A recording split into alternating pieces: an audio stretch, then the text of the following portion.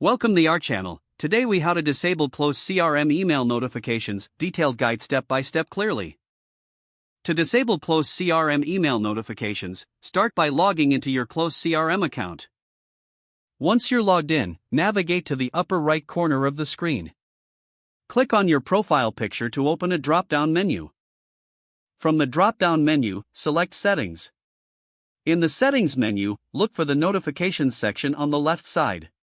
Click on Notifications to open your email notification settings. You will see a list of different notification options. Review the list to find the specific email notifications you want to disable. Uncheck the boxes next to the notifications you do not wish to receive.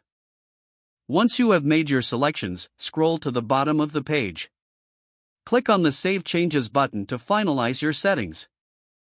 A confirmation message will appear, indicating that your changes have been saved.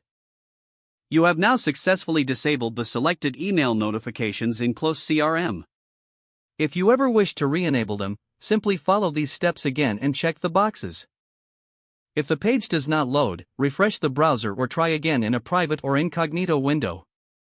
Make sure you are using the correct email address, then retype it carefully to avoid small typos.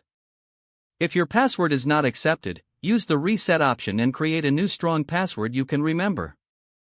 Check your spam folder for verification or security emails, then complete any requested confirmation steps.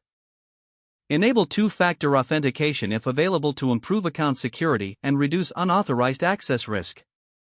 After signing in, review your profile details so your contact information and settings are accurate and current.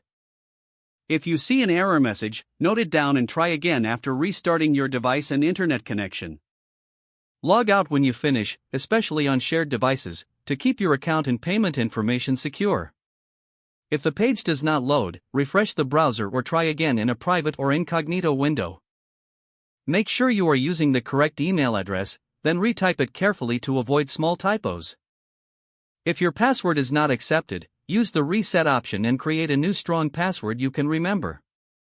Check your spam folder for verification or security emails, then complete any requested confirmation steps. Enable two-factor authentication if available to improve account security and reduce unauthorized access risk.